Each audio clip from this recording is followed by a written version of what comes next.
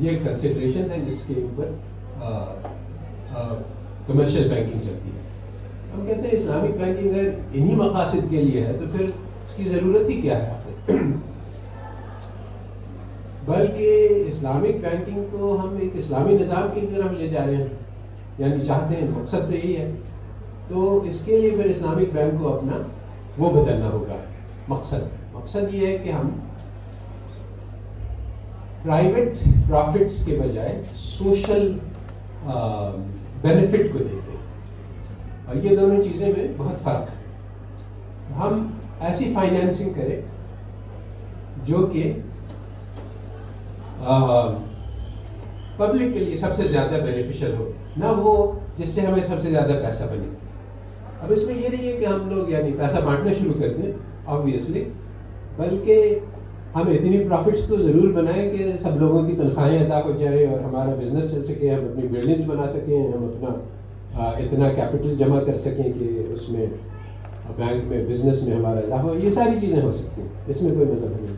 مگر ہمارا بزنس جو ہے وہ اس سے نہیں چلے گا کہ ہم میکسیمم شارٹ ٹرم پروفٹس بنا رہے ہیں، ریٹرن آن ایسٹس سب سے ہائی ہے، بلکہ ہم یہ کریں گے کہ ہمارا سوشل ریٹرن سب سے زیادہ ہے. وہ کون سا انویسٹمنٹ ہے جس سے سوسائٹی کو سب سے زیادہ فائدہ پہنچے گا. سمپل سی بات ہے، اور یہ کیا جا سکتا ہے، اور اس کے بہت سارے سکسیزفل ورکنگ ایگزامپلس موجود ہیں. آگے چلا کیا خود سے؟ اچھا نہیں صحیح. تو دو طرح کے پروگرام ہیں. ویسے تو بہت لمبا چوڑا بحث ہے، میں نے اس کی جو ہے وہ اگین وہ ریفرنس دے دیا ہے جس میں میں نے زیادہ تفصیلی بات کی ہے. مختصر طور پہ یہاں پہ کہہ رہا ہوں کہ ایک تو وہ ہے کہ ہم لوگوں کو جاب ٹریننگ دلوائیں اور پھر وہ جب جاب کریں تو ان سے ریٹرن لے لیں. اور یہ کیوں؟ اصل میں بات یہ ہے کہ بزنسز جو ہے وہ ٹریننگ میں انویسٹ نہیں کرتے. یہ اس کو ایک مارکیٹ فیلئر کہتے ہیں. کیوں؟ اگر آپ کسی کو بہت بہترین، آپ کی کنسٹرکشن فرم ہے، آپ اپنے کسی وہ نیا ریکروٹ آئے، آپ اس کو بہت بہترین کنسٹرکشن کا ٹریننگ دے دیں کہ وہ ماسٹر بن جائے، تو وہ آپ کی کمپنی کو چھوڑ کے کسی اور میں چلا جائے گا کیونکہ اس کو زیادہ پیسے ملیں گے. اس لیے بزنسز ٹریننگ میں نہیں انویسٹ کرتے ہیں. تو یعنی لوور لیول پہ وہاں پہ بھی ہوتا ہے. ہم نے سنا ہے کہ جو خواتین ہیں بہت بہترین کوکنگ جانتی ہیں، وہ اپنے کوکس کو کچن سے نکال دیتی ہیں جب وہ اپنا ڈش کوک کر رہی ہیں، تاکہ وہ سیکھ نہ سکیں. کیونکہ اگر وہ ماسٹر کوک بن جائے گا تو وہ پھر اس کی تنخواہ بہت زیادہ ملے گی اور وہ پھر وہ جمپ کر جائے گا. تو بیسیکلی اس کی وجہ سے تو اس کا حل یہ ہے کہ بینک ان کو لون دے کے ان کو، ہماری سب سے پروڈکٹیو ایسٹ تو انسان ہے، تو اس کو آپ ٹرین دیں. اور اس سے زیادہ ریولیوشنری اور ریڈیکل آئیڈیا یہ ہے کہ ہم لائف لونز دیں.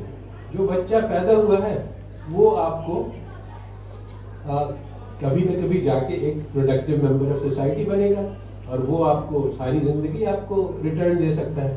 آپ کو 20-25 سال اس کو فائنانس کر دیں جب تک کہ وہ، اور سب چیزیں اس کی، یعنی اس کا ہیلتھ بھی دیکھیں، اس کا ایجوکیشن بھی دیکھیں، اس کا اسکول کا بستہ بھی دیکھیں، اور پھر جب وہ پروڈکٹیو ممبر ہو جائے تو وہ آپ کو واپس آپ کے پیسے واپس ہو جائیں گے. اور یہ کوئی ایسی انہونی بات نہیں ہے. امریکہ میں جب 30 ایئر مارگیج انٹروڈیوس ہوا تو یہ ایک ناممکن سی بات نظر آتی تھی، کیونکہ بینکس کا اتنا لانگ رینج ویژن ہوتا نہیں ہے. وہ کوشش کرتے ہیں کہ اپنا ریٹرن 5 سال کے اندر ہو جائے، اس کے بعد کیا ہوتا ہے کس کو پتا، دنیا بدل جائے گی. تو لانگ رینج ویژن کے لیے 30 ایئر مارگیج کہ آپ اپنا یعنی گھر خریدیں اور 30 سال تک اس کا قرضہ ادا کر سکیں، یہ یعنی بینک کی بس کی بات نہیں تھی. مگر امریکہ میں اس وقت رائجل وقت ہر بینک دیتا ہے. کیوں؟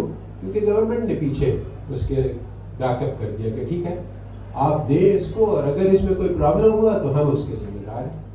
تو یہ تو گورنمنٹ کی ذمہ داری ہے کہ سارے بچوں کو کھلائے پڑھائے، تو گورنمنٹ اس میں بیک کر سکتی ہے.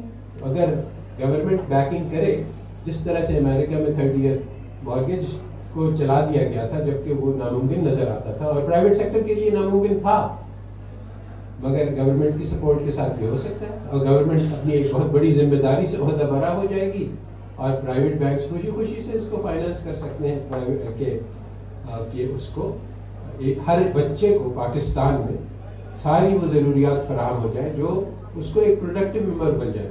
اور یہ گارنٹی ہے کہ آپ کو اپنا ریٹرن بہت بہترین طریقے سے ملے گا. فائنینشلی یہ بہت ہی وننگ پراپوزیشن ہے. امریکہ والوں نے اس کو شارٹ ٹرم میں امپلیمنٹ کیا ہوا ہے, یعنی اس طرح سے کہ وہاں انہوں نے یونیورسٹی ایجوکیشن اتنا مہنگا بنا دیا ہے کہ کوئی بھی آدمی قرضہ لیے بغیر پڑھ نہیں سکتا ہے. اب جو ہے مثلاً ایوریج ڈاکٹر جو امریکہ میں پڑھتا ہے 5 سال کا MBBS کا پروگرام ہوتا ہے ان کا, اس کے اوپر $500,000 $500,000 کا قرضہ ہوتا ہے ایوریج. تو پھر وہ اگر ڈاکٹر بہت کماتے ہیں تو وہ 5-10 سال میں اس کو چکا دیتے ہیں. تو یہ بہت بہترین بزنس بن گیا ہے. اب اسی کو ہم بڑے لیول پہ لے لیں کہ جس طرح سے یعنی کوئی بھی آدمی, یعنی اگر ہم کہیں کہ 20 سال کے بعد اس بچے کو آپ ساری ضروریات پورا کریں, اس کے بعد یہ ادا کر دے گا, تو وہ بالکل ہی یعنی وننگ بیٹ ہے. اور فرض کرے کہ نہیں ہو سکا, فرض کرے کہ وہ فیل ہو گیا, تو یہ کام گورنمنٹ کا ہے کہ وہ اس کو, کیونکہ گورنمنٹ کی ذمہ داری تھی جو بینکس جو ہے وہ لے رہے ہیں, تو گورنمنٹ اس کو بیک اپ کر سکتی ہے. تو یہ ایک بہت ہی ایک سمپل سا آئیڈیا ہے جو کہ پریکٹیکل ہے, فیزیبل ہے اور ہو سکتا ہے. تو بات دراصل یہ ہے کہ جو اسلامی نظام ہے, اسلامک اکنامک سسٹم ہے, وہ کیپٹلزم سے بہت مختلف ہے. اور اس کے بارے میں بہت بڑی بڑی غلط فہمیاں ہیں. یعنی زیادہ تر لوگ یہ سمجھتے ہیں کہ کیپٹلزم اور اسلام میں کوئی خاص فرق نہیں ہے. اس کی بھی بڑی تفصیل ہے کہ کیوں یہ غلط فہمی پیدا ہوئی. دراصل ہمارے جو اوریجنل تھنکرز تھے جنہوں نے اسلامی اکنامک سسٹم بنایا, ان کے پاس ایسا کوئی خیال نہیں تھا. یہ ایک غلط فہمی ہے. اور انہوں نے کہا, جو مولانا مودودی تھے اور بھی بہت سارے تھنکرز تھے, جو باقر صدر تھا, ان لوگوں نے تفصیل سے بات کی اور پھر بہت سارے لوگوں نے اجمالی بات کی ہے. انہوں نے کہا کہ یہ ہمارا اسلامی معاشی نظام یہ کیپٹلزم سے بھی بہت بہتر ہے, اور سوشلزم سے بھی, اور کمیونزم سے بھی. اور انہوں نے پوری کتابیں اس موضوع پہ لکھی. تو فرسٹ جنریشن جو ہے وہ ریولوشنری تھا, مگر جو سیکنڈ جنریشن اسلامک اکنامکس کا تھا, انہوں نے کہا کہ اسلام اور کیپٹلزم میں کوئی فرق نہیں, اور اسلام ایکولز کیپٹلزم پلس زکوٰۃ مائنس انٹرسٹ. یہ بہت بڑی غلط فہمی تھی, مگر ابھی پچھلے 30 سال سے یہی اسی غلط فہمی پہ اسلامک اکنامکس میں کام ہو رہا ہے. یہ کیوں ہوا, کیسے ہوا, اور اس کا کیا حل ہے, ان سارے موضوعات پہ میرے مضامین موجود ہیں میری ویب سائٹ پہ. تو اس وقت میں اس کی تفصیل میں نہیں جاؤں گا.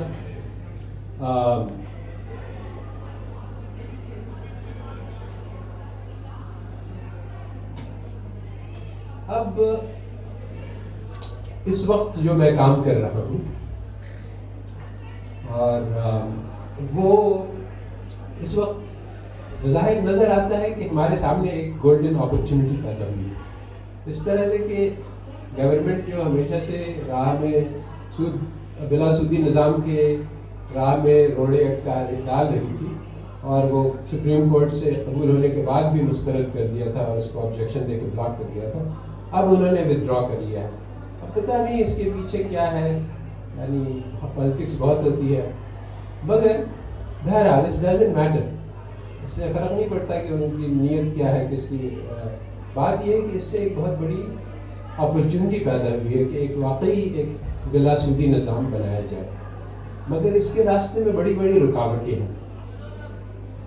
تو ایک رکاوٹ تو یہ ہے کہ کوئی ایکچولی اس وقت نقشہ موجود نہیں ہے کہ بلا سودی نظام کام کرے, کیسے کرے گا.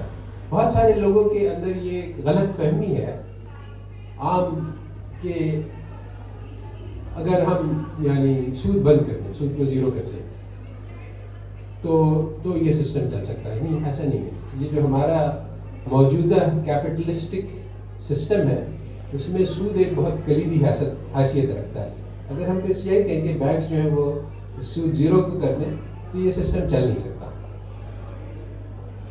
اور جو لوگ اسلامی نظام کے مخالف ہیں وہ یہی اعتراض لے کے آئیں گے کہ یہ سسٹم تو چل نہیں سکتا، اگر آپ سود بند کر دیں گے تو یہ سسٹم کولیپس ہو جائے گا، کسی کو کریڈٹ نہیں ملے گی اور بزنس فریز ہو جائے گا، آپ کا انویسٹمنٹ ختم ہو جائے گا، اللہ بلا۔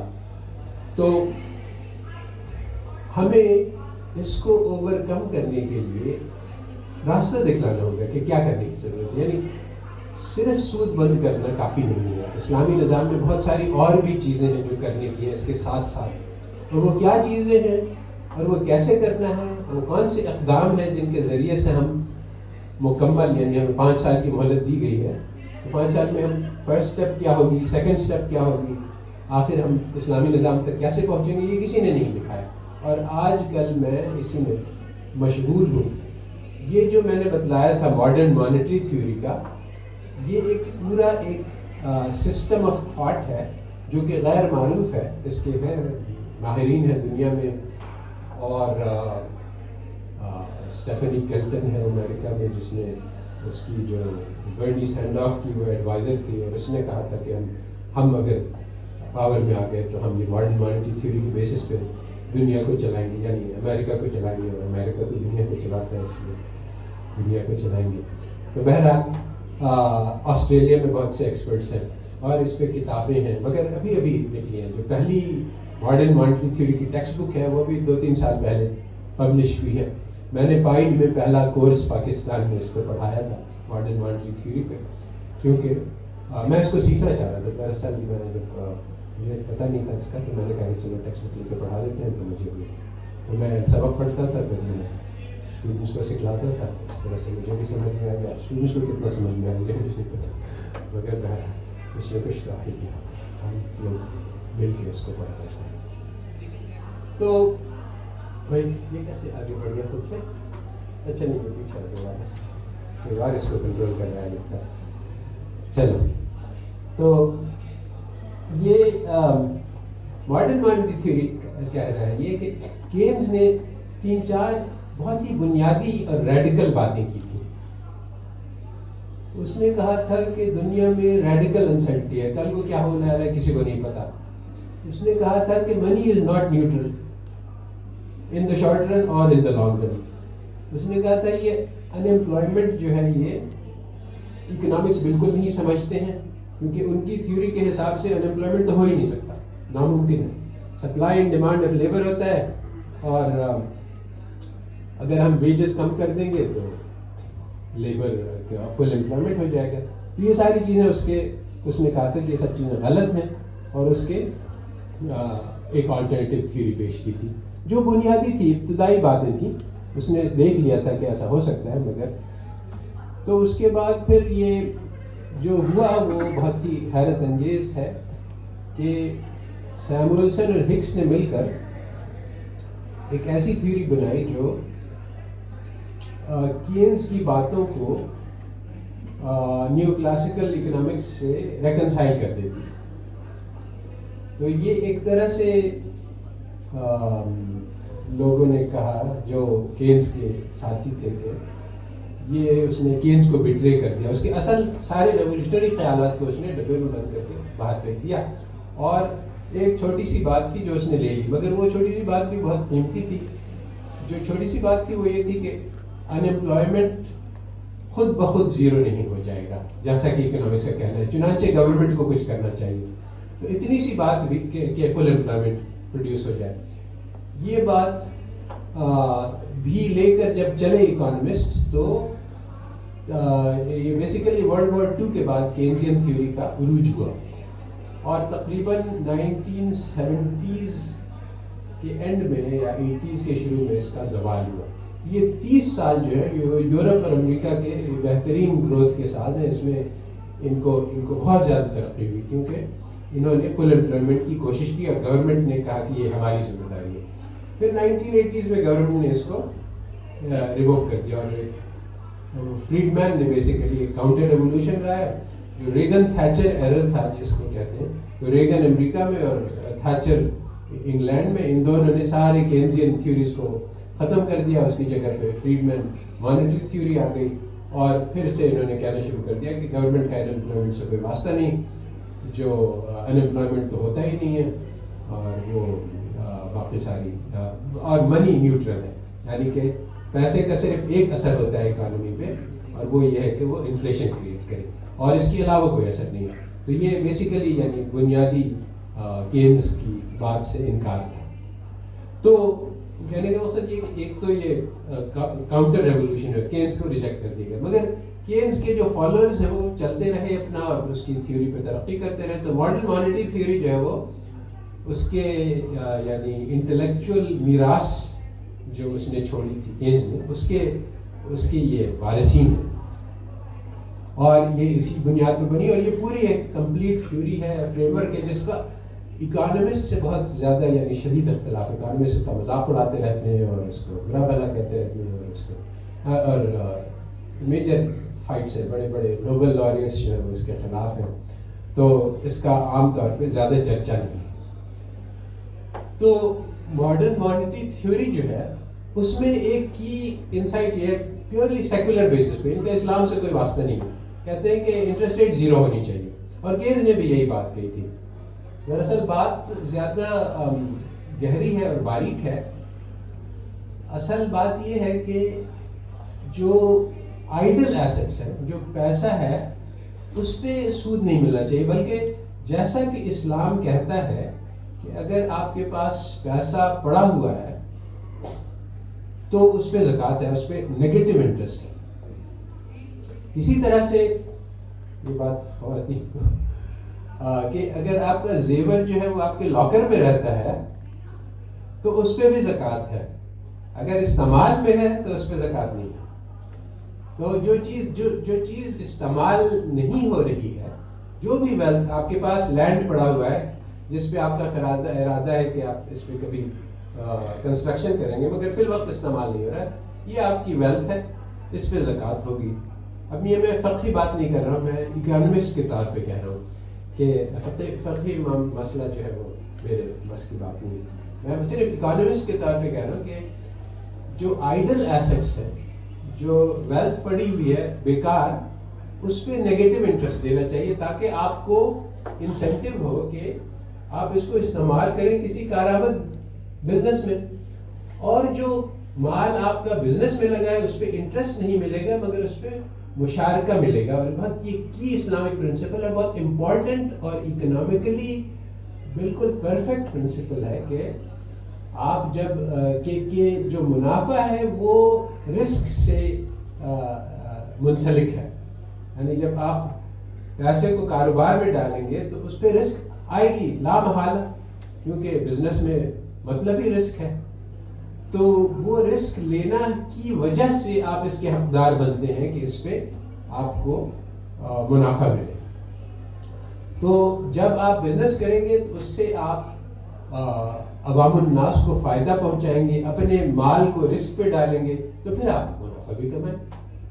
مگر یہ جو مسئلہ ہے کہ آپ کو تو پیسے ملنے ہی ملنے ہیں چاہے کچھ بھی ہو جائے. آپ لوگوں نے اگر وہ مرچنٹ آف وینس شیکسپیئر کے مشہور ڈرامہ ہے، اس میں ایک یہودی ہے جو قرضہ دیتا ہے انٹونیو کو، شائلاک نے جو انٹونیو کو قرضہ دیتا ہے اور اس سے وہ تجارت کرتا ہے. شپس اس کی جاتی ہیں، تجارت کا مال لے کے واپس آتی ہیں تو وہ ڈوب جاتی ہیں. مال تو ڈوب گیا تو وہ شائلاک کہتا ہے اب تو میرے پیسے واپس کرو. اسلام اس کی اجازت نہیں دیتا کہ جب اس کا پیسہ ڈوب گیا تو آپ نے جو انویسٹمنٹ کیا تھا وہ بھی ڈوب گیا، اب آپ پیسہ واپس نہیں مانگ سکتے. تو ایگزیکٹلی یہی مسئلہ ہے کہ جو انٹرسٹ ہے وہ کہتا ہے کہ تم کو جو کچھ بھی ہو. تو اس میں گہری بات یہ ہے کہ اس میں انسانی ہمدردی منقطع ہو جاتی ہے. اور اسلام میں جو ہے وہ ہمارا کوآپریٹو سوسائٹی بنانے ساری چیزیں جو ہے نا، تو بزنس ایک شکل ہے، اس شکل کے پیچھے ایک روح ہے. تو جو روح ہے اسلام کی وہ یہ ہے کہ انسانی ہمدردی ہو. تو یہ نہیں ہو سکتا کہ اس آدمی کو ہم پیسہ دیں قرضے کے لیے، تجارت کے لیے. تو دراصل بات یہ ہے جو اس سے بھی زیادہ یعنی اہم ہے اور بہت کم لوگوں کو اس کا اندازہ ہوا ہے کہ قرضہ جو ہے وہ بزنس کے لیے ہے ہی نہیں.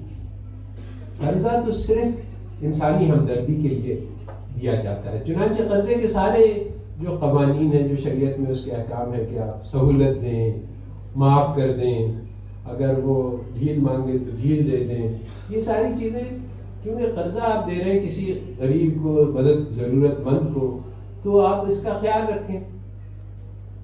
اور چونکہ اسلام میں یعنی بہت اس کو انکریج کیا گیا ہے, بہت زیادہ لوگوں کو ترغیب دی گئی, تو قرضہ تو چاہے اگر کوئی ضرورت مند ہے تو آپ خود ضرورت مند ہو کے پھر بھی اس کو قرضہ دے دیں گے. اس لیے قرضے کی واپسی پہ بھی کافی وہ اسٹرانگ ہے. مگر یہ قرضہ بزنس کے لیے استعمال ہونا ہی نہیں چاہیے, زیرو.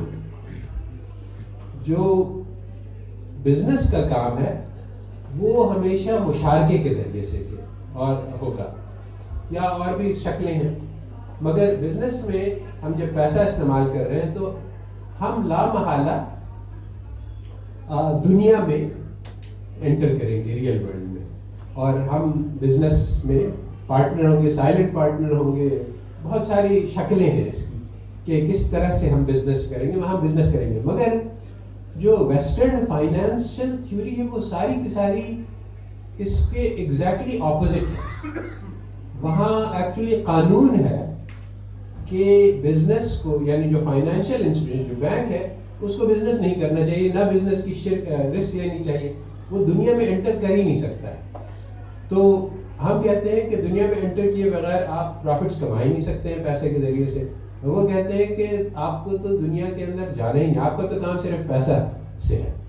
تو یہ ایک بہت بڑا پرابلم ہے, کیونکہ ہمیں اس قوانین کو ماڈیفائی کرنا ہوگا. اور پھر اس میں یہ ہے کہ جب ہم مثلا ایک بینک ہے, ایگریکلچرل بینک پاکستان یعنی اسلامی, وہ کہتا ہے کہ میں زراعت کے لیے لون دوں گا. تو اب ہم لوگ یعنی ایک کسان کو بیجیں خریدنی ہے اور وہ آ گیا لون کے لیے. تو اب جو ہے وہ جو ویسٹرن اسٹرکچر ہے وہ کہتا ہے کہ ہمیں صرف یہ مطلب ہو کہ ہم پیسہ دیں, وہ کون سی بیج خریدتا ہے, اس سے کیا کرتا ہے, اس سے ہمیں زیادہ مطلب نہیں ہے. صرف اتنا ہے کہ اس کے پاس پیسے آ جائیں جس سے وہ ہمیں واپس کر سکے, اور وہ اگر وہ نہ واپس کر سکے تو ہم اس کا لینڈ, اس کی ضمانت ہو کہ وہ ہم اس کو قبضہ کر لیں گے, تو وہ ہمارے پیسے پورے. یعنی بینک کا صرف ایک کام ہے کہ دیکھنا کہ مجھے پیسے واپس ملیں گے کہ نہیں. یہ اس کا مراد نہیں, بلکہ اگر کوئی فارمر آئے, ہم دیکھیں کہ موسم خراب ہے, وہ جو سیزن جو بیج خرید رہا ہے وہ صحیح نہیں ہے, اور وہ ٹیکنیک صحیح نہیں جانتا, وہ اس کا بزنس تو فلاپ ہو ہی جائے گا. مگر اس کے پاس زمینیں بہت قیمتی ہیں اور ہمارے پیسے واپس مل جائیں گے, تو ہم اس کو دھڑ سے سائن کر دیں گے کہ آپ کی جو آپ اپنا بزنس کریں, آپ فیل ہوں چاہے نہ ہو, اس سے ہمیں کوئی مطلب نہیں. مگر اسلام اس کی اجازت نہیں دیتا. اسلام کہتا ہے جب تم اس کو قرضہ دے رہے ہو تو تم اس کے پارٹنر ہو. اب ہم اس کو ایڈوائز کریں گے, یہ جو تم سیڈ خرید رہے ہو یہ غلط قسم کی سیڈ ہے, مگر اس کے لیے بینک کو اپنا پورا نظریہ بدلنا ہوگا کہ یہ سیڈ غلط ہے, تمہیں اس طرح کا فرٹیلائزر استعمال کرو, اور یہاں پہ یہ زمین نامناسب ہے, اس کے بجائے وہ کریں. یعنی ایکچولی بینک کو اس کا فائنینشیل ایڈوائزر بننا ہوگا, اس کنسلٹ, کیونکہ وہ شریک ہے اس کے بزنس میں. تو ایک بہت ہمارے دو پاکستانی اکانومسٹ ہیں, عاطف میاں اور عامر صوفی, انہوں نے ایک کتاب لکھی ہے,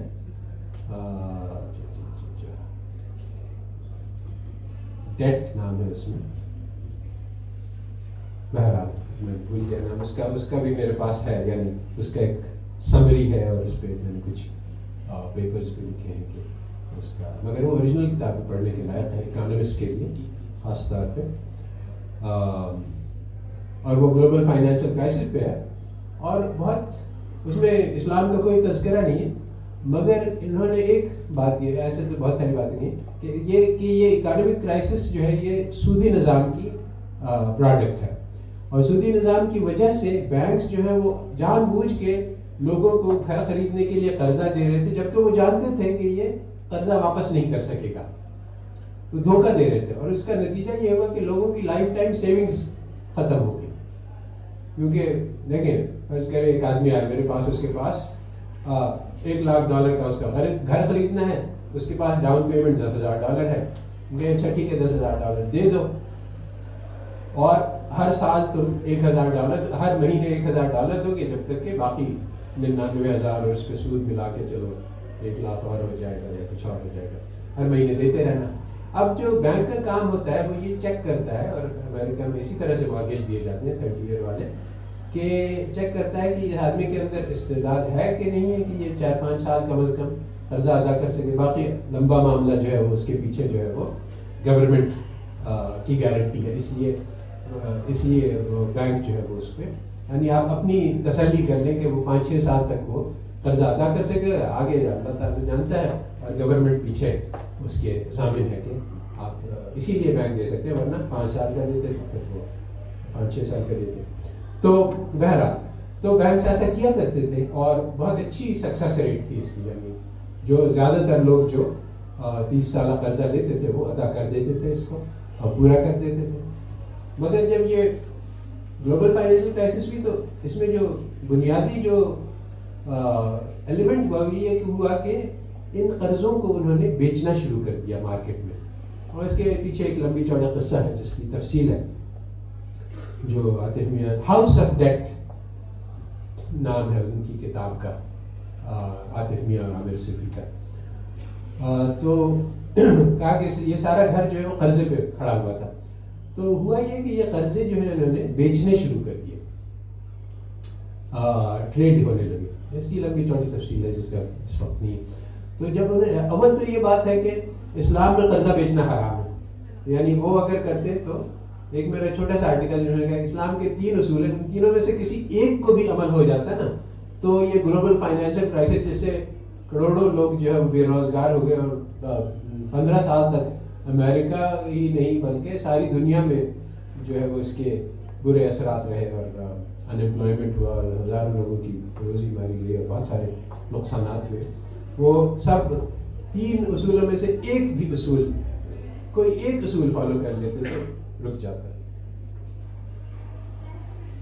ایک تو یہ اصول تھا کہ قرضے کو بیچا نہیں جا سکتا، دوسرا اصول یہ ہے کہ معاملات میں غرر نہیں ہونا چاہیے، یعنی کہ دھوکہ۔ تو جو انسٹرومنٹس بیچے گئے، یعنی یہ ایسا ہوا کہ یہ جو مارگیجز ہیں یہ آپ ایک نہیں بیچتے تھے کہ یہ مارگیج ہے آپ اس کو خرید لیں، بلکہ ہزاروں مارگیجز کو جمع کر کے ان سب کو عالمی منڈی میں بیچ دیا جاتا تھا، اور مگر کسی کو پتہ نہیں ہے کہ اس کے اندر کیا ہے، یعنی آپ ایک کلیکشن آف مارگیجز خرید رہے ہیں مگر یہ فلاں شخص ہے، یہ فلاں شخص ہے اس کے اندر، اور بہت سارا اس میں دھوکہ تھا۔ یعنی اس کو ایک سرٹیفیکیشن ایجنسی تھی جو بتلاتی تھی کہ یہ بانڈ جو ہے اس کی کیا ویلیو ہے، وہ اس کو کہتے تھے اس کی ٹرپل اے رینکنگ ہے، حالانکہ یہ بات غلط نہیں تھی، غلط تھی، ان کو پتہ نہیں تھا کہ اس کو کیسے ایویلویٹ کریں۔ یہ ایک نیا انسٹرومنٹ تھا، اس میں دنیا کا بہت مشہور فائنانسئر ہے ایک سورس، جارج سورس، اس نے کہا تھا کہ یہ تو اتنا پیچیدہ ہے کہ مجھے بھی نہیں سمجھ میں آتا، اور یعنی وہ دنیا کا یعنی بیسٹ، اس نے جارج سورس کا یہ کمال ہے کہ اس نے بینک آف انگلینڈ کو اٹیک کیا اور جیت گیا، اور پتہ نہیں کتنے بلین پاؤنڈز کمائے اس نے اپنی ایک اسٹریٹجی سے۔ اس کا بھی میرا ایک آرٹیکل ہے اس کے بارے میں۔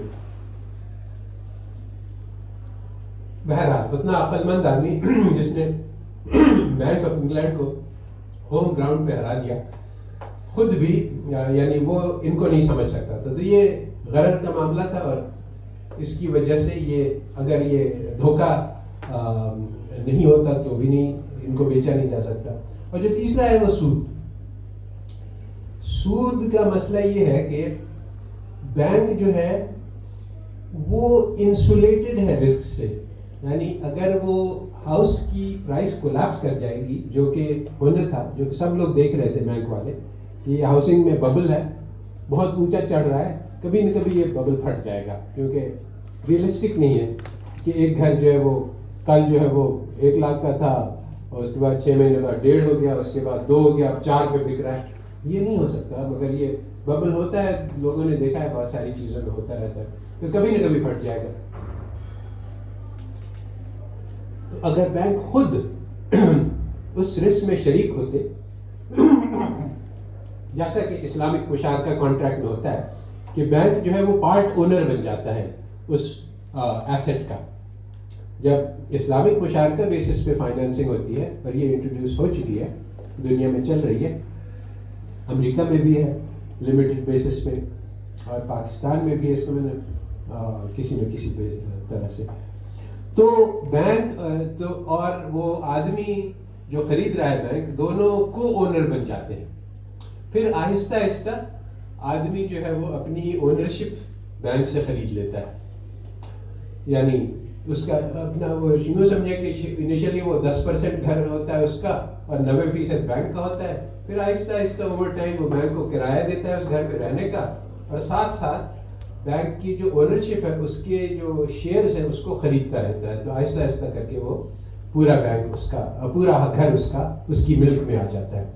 تو اس طریقے سے اگر وہ کانٹریکٹ ہوتا مورگیج کا, جو کہ فی الوقت نہیں ہے, تو یہ گلوبل فائنینشیل کرائسس نہیں آتی, کیونکہ وہ بینکس جو ہے وہ اس قسم کے دھوکے کے والے لونز نہیں دیتے کہ ایک گھر 4 لاکھ کا بک رہا ہے, اس کو خرید رہا ہے, بینک کو پتہ ہے کہ یہ بغیر کی ویلیو کولیپس ہو جائے گی. تو جب کولیپس ہوگی بینک کو کوئی نقصان نہیں. مگر اگر یہ انٹرسٹ ریٹ سسٹم, کیوں؟ اس لیے کہ گھر کی پرائس کولیپس ہوئی تو بینک کے پاس انشورنس بھی ہے. نہ صرف یہ کہ یعنی بینک کے پاس 2 چیزیں ہوتی ہیں. ایک تو یہ کہ وہ گھر بیچ کے اپنا پورا کر لے گا, اس نے 4 لاکھ کا قرضہ دیا ہے اور 4 لاکھ کا گھر ہے, اب وہ بینک کی گھر کی ویلیو تو 2 لاکھ ہو گئی, تو اس سے وہ اپنا قرضہ بھی نہیں نکال سکتا. مگر اس کا حل یہ ہے کہ ان کے پاس ہاؤسنگ انشورنس ہے. چنانچہ جب یہ گلوبل فائنینشیل کرائسس ہوئی تو دنیا کی سب سے بڑی انشورنس کمپنی بھی کولیپس ہو گئی, کیونکہ انہوں نے جو انشورنس دیے ہوئے تھے وہ کور نہیں کر سکے تھے. پھر ان سب کو بیل آؤٹ کیا گیا.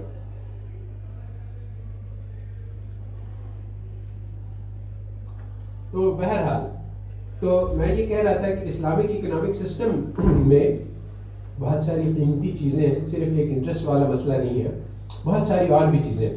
تو اس کا جو ایشو جس پہ میں آ رہا تھا کہ 2 طرح کے انویسٹمنٹ ہوتے ہیں, ایک پروڈکٹیو اور ایک اسپیکولیٹو. تو جو پروڈکٹیو انویسٹمنٹ ہے اس کو تو انکریج کرنا چاہیے, بزنسز پہ کوئی ٹیکس نہیں ہونا چاہیے. جو نان پروڈکٹیو انویسٹمنٹ ہے, جو پیسہ ہے جس کا کوئی پڑا ہوا ہے, جس سے کوئی کچھ ہونے والا نہیں ہے, اس کو ڈسکریج کرنا چاہیے. اور اس پہ اسلام میں جو ہے اس کا زکوٰۃ ہے, اور کہ جو آپ کا پیسہ پڑا ہوا ہے, جو مال پڑا ہوا ہے, اس پہ آپ کو زکوٰۃ دینی پڑے گی. تو آپ مال کو بغیر استعمال کے نہیں رکھنا چاہیے. تو ماڈرن مانیٹری تھیوری جو ہے وہ اس کی یہ سارے ایک اسٹرکچر ہے جو کہ پوری تھیوریٹیکل اسٹرکچر ہے جو فراہم کرتی ہے, جس کے ذریعے سے اسلامک معاشیات کو چلایا جا سکتا ہے. تو ابھی میں یعنی اس وقت میری مشغولیت اس میں ہے کہ جو ماڈرن MMT کے تھیوری کے ایکسپرٹس ہیں ان سے میں رابطے میں ہوں, اور میں کوشش کر رہا ہوں کہ ہم لوگ جلد از جلد ایک وائٹ پیپر پروڈیوس کریں کہ اسلامی معاشیات کو, جو کہ صرف بلا سودی نہیں ہے بلکہ بہت سارے اور فرنٹس کی ضرورت ہے. تو یہ نہیں ہے کہ میں اپنے دماغ سے بن کے نکال کے تجویزیں بناؤں گا کہ کیسے بلا سودی نظام کو رائج کیا جا سکتا ہے, بلکہ ایک پورا تھیوریٹیکل فریم ورک موجود ہے جو 70 سال سے کینز کی کتاب تقریباً 1930 میں شائع ہوئی ہے, 32 میں شاید, تو 90 سال ہو گئے ہیں اس کو, اور اس پہ ایک یعنی مستقل ایک محنت ہوئی ہے اور ایک انٹلیکچوئل فریم ورک پورا موجود ہے. مگر اب MMT میٹس اسلام کے نام سے ہم لوگ کام کر رہے ہیں کہ ایک وائٹ پیپر سامنے آ جائے کہ یہ, کیونکہ جو میں کہہ رہا ہوں نا کہ ہم لوگ یہاں پہ اگر اسلامی نظام لانا چاہتے ہیں تو اس کے بہت سارے مخالف ہیں, اور یہ خصوصاً یہ جو فائنینشیل لابی ہے یہ اس کو اپنے پورا زور لگائے گی کہ یہ نہیں آئے. اور ان کی سب سے پہلی ٹیکٹک یہی ہے کہ وہ کہیں گے یہ تو امپریکٹیکل چیز ہے, یہ ایک آئیڈیلزم ہے, یہ آپ پرانے زمانے کی باتیں کر رہے ہیں, آج کل کے زمانے میں بلا سودی نظام چل ہی نہیں سکتا ہے. اور اپنے جانتے وہ صحیح کہہ رہے ہیں, یعنی اگر ہم لوگ صرف یہی کہیں کہ بس سود بند کر دیں اور کچھ نہ کریں اور ہمیں اس نظام کی کوئی سمجھ نہیں ہے تو یہ نظام کولیپس کر جائے گا, اور وہ کہیں گے اچھا دیکھ لیا تم نے, اب ہوش میں آ جاؤ اور صحیح عقل سے کام کرو. تو ہمیں یعنی اسٹیپ بائی اسٹیپ وہ ساری چیزیں کرنی ہیں, اور اس کا وہ کیسے ہوگا ایکچولی کسی کے پاس اس کے معاملے میں کلیئرٹی نہیں ہے کہ یہ کام کیسے کرنا ہے.